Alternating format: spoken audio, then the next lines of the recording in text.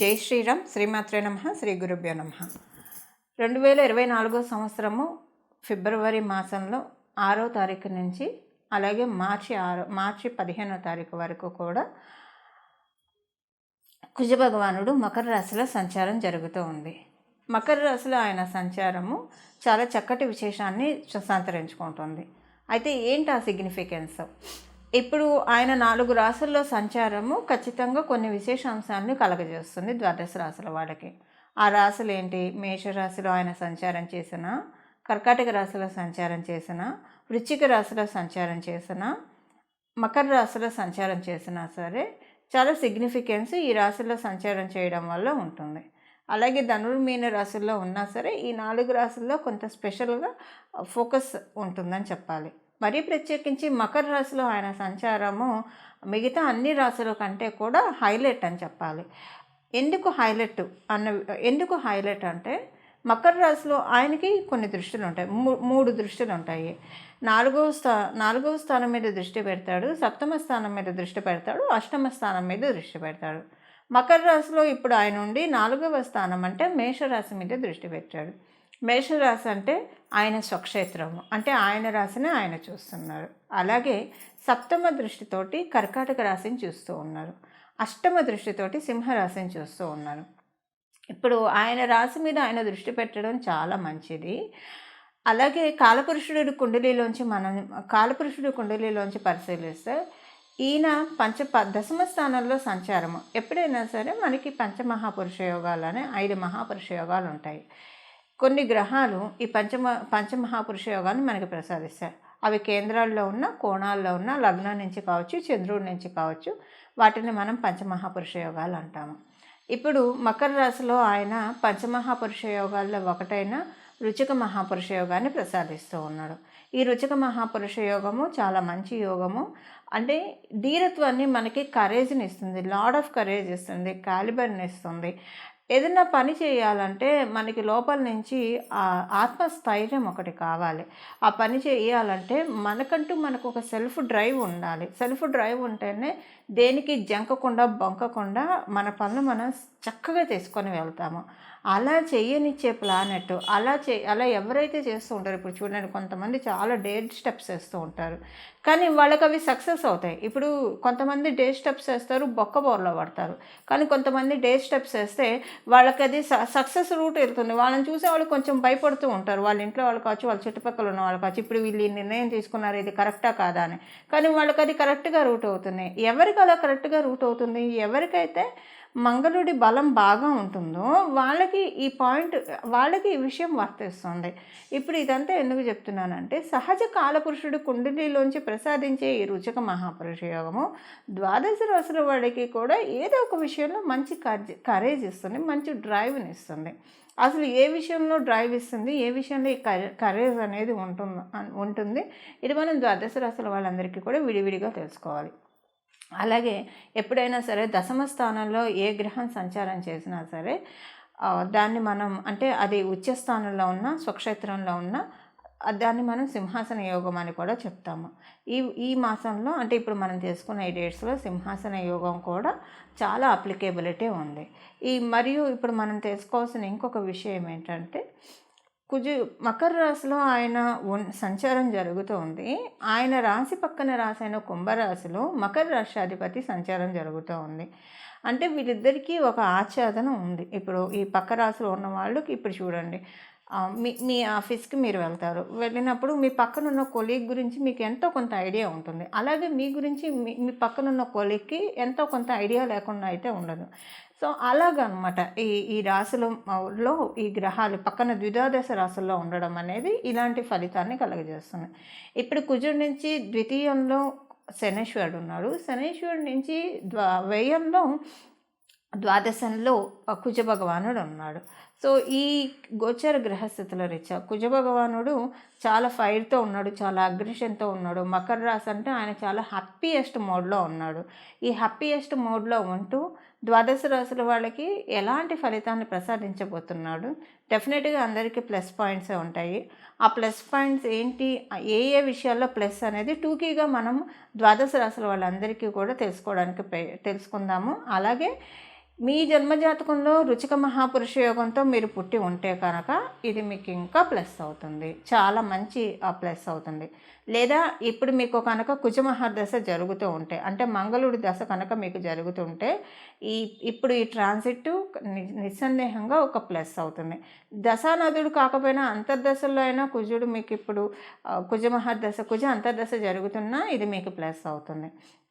మీ జన్మజాతకంలో రుచిక మహాపురుష యోగం ఉన్నా ఇది ప్లస్ అవుతుంది. లేదా మీ జన్మజాతకంలో రుచిక మహాపురుష యోగం లేకపోయినా కుజుడు స్ట్రాంగ్గా ఉంటే కూడా మీకు ఇది వర్తిస్తుంది. ఈ యోగం ఇప్పుడు అంటే మిగతా వాళ్ళతో మనం పోలిస్తే కనుక ఇంకా కొంత 3 5 10 ఎక్కువగా మీకు యోగిస్తుందని అర్థము.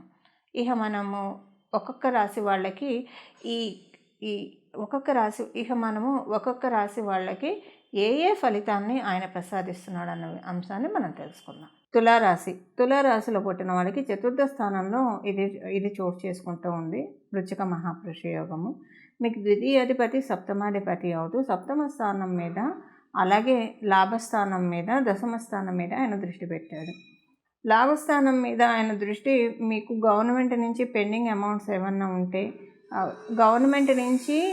ఒకవేళ గవర్నమెంట్ నుంచి మీకు ఏం పెండింగ్ అమౌంట్స్ లేదు, గవర్నమెంట్లో పనిచేసే వాళ్ళు అంటే గవర్నమెంట్ ఎంప్లాయీస్ నుంచి ఏదైనా మీకు రావాల్సిన ఉంటే అవి కూడా రావడానికి అవకాశం అవి చక్కగా వస్తాయి.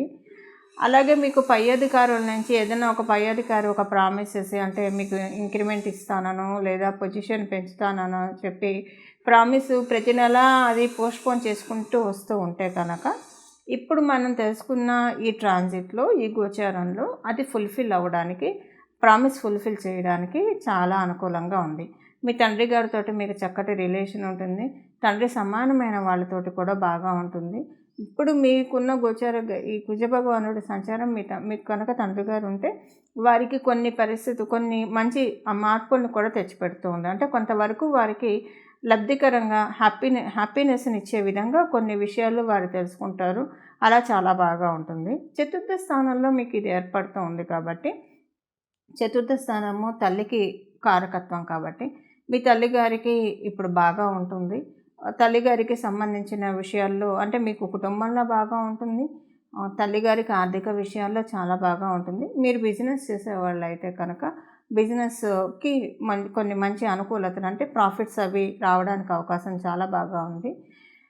మనం ఉద్యోగస్తులైతే ఇందాకే తెలుసుకున్నాం కదా, మీకు మీ పై అధికారుల అండదండలు ఇప్పుడు ఈ ట్రాన్సిట్లో చాలా బాగా ఉన్నాయి కాబట్టి ఉద్యోగస్తులకి చాలా బాగా ఉంది. ఇక విద్యార్థినులకి ఇప్పుడు ఈ కుజ భగవానుడు ట్రాన్సిట్ ప్లస్ చేయట్లేదు, అలాగని మైనస్ చేయట్లేదు. మీ జన్మజాతకాన్ని బట్టి ఆధారపడి ఉంటుంది.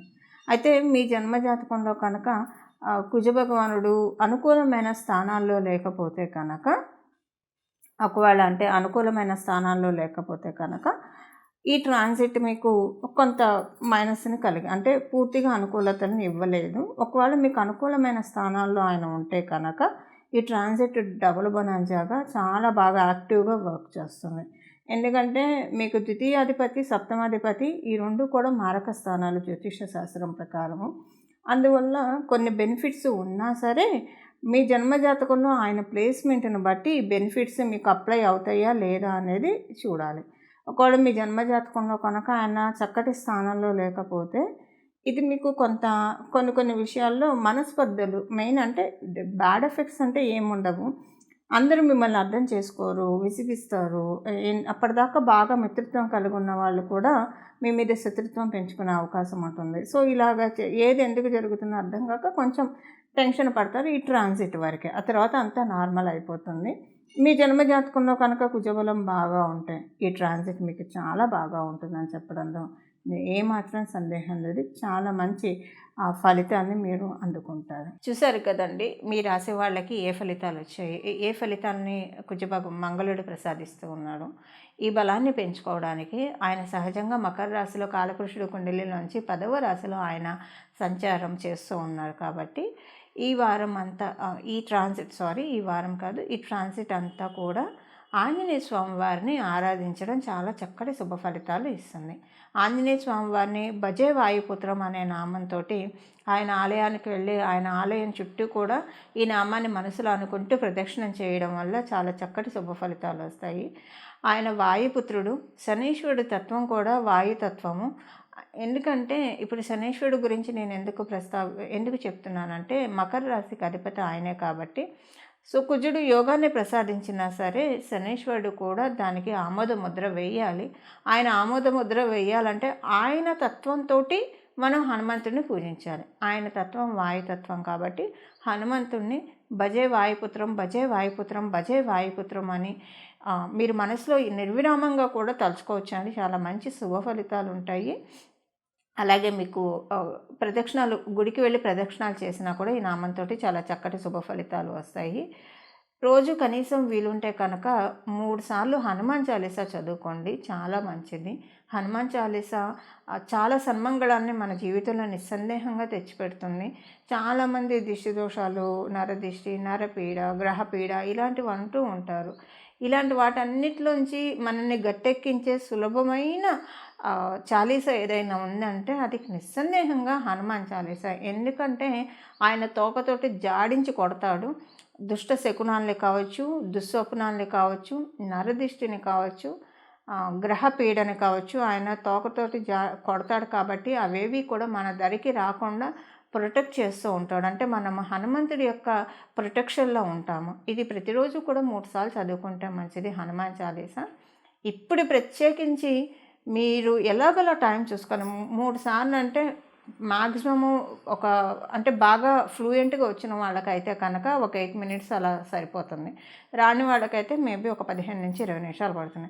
ఒక రోజులో 15 నుంచి 20 నిమిషాలు మన కోసం మనం కేటాయించుకోవాలి. మన కోసం మనం కేటాయించుకోవడం అంటే భగవంతుడి ప్రార్థనకి కేటాయించాలి. ఇలా హనుమంతుడికి మీరు ఇప్పుడు కనుక ప్రార్థన చేస్తే మళ్ళీ వచ్చే సంవత్సరం వరకు కూడా నరదిష్టి, నరపీడ ఇలాంటివి ఏం లేకుండా కాపాడబట్టడానికి చాలా చక్కటి అవకాశం ఉంటుంది. మంగళం. నమో భగవతే వాసుదేవాయ.